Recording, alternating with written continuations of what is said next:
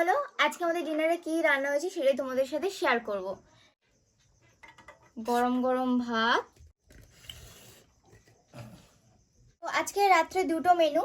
এই যে মা ওবেলা বলেছিলাম না, মা একটু চচ্চড়ি করেছিল সব রকম সবজি দিয়ে, পালং শাক, আলু, বেগুন, শিম, শীতের সবজি দিয়ে মোয়াটি মাছের চচ্চড়ি, আর সাথে করেছে পাতলা করে ডিমের ঝোল। দেখতেই পাচ্ছ, এক গামলি ঝোল। প্রথমে চচ্চড়ি নিয়ে নিই অল্প করে।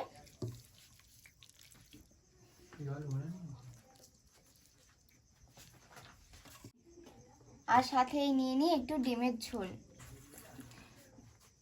আমরা কিন্তু ডিমের ঝোল একটু পাতলাই খাই, ঠিক আছে? আমরা অত কষা কষা খাই না, হালকা পাতলাই ঝোল খাই।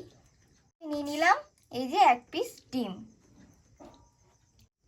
তো গাইস, আজকের এই ডিনার থালিটা কেমন লাগলো কমেন্ট করে জানিও। ভালো লাগলে একটা লাইক করে দিও আর আমার চ্যানেলটা